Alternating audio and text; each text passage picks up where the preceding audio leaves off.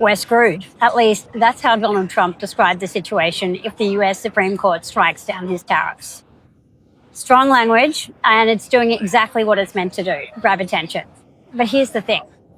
This case isn't really about Donald Trump.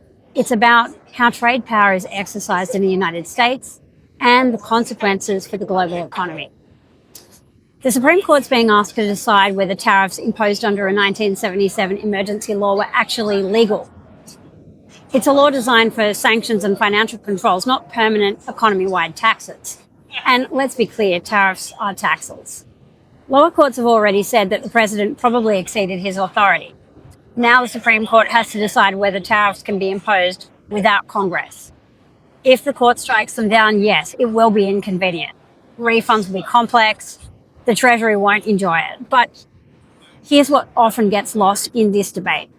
These tariffs are acting as a brake on international trade and on the US economy. They raise input costs for US manufacturers. They push up prices for US consumers. And despite all the rhetoric, it's US households, not foreign exporters, that absorb most of the cost. That pressure shows up in inflation. The cost of groceries in the US has gone up significantly since the tariffs came into play. It shows up in margins. It shows up in competitiveness. Striking the tariffs down wouldn't be chaos, in my opinion. It would be clarity. It would restore Congress's role in setting trade taxes. It would reduce uncertainty for businesses and investors, and it would relieve pressure on millions of American households which have quietly been footing the bill. This ruling matters far beyond Washington, because when the United States changes how it uses power in trade, the entire global system feels it. And that's why this Supreme Court decision actually matters.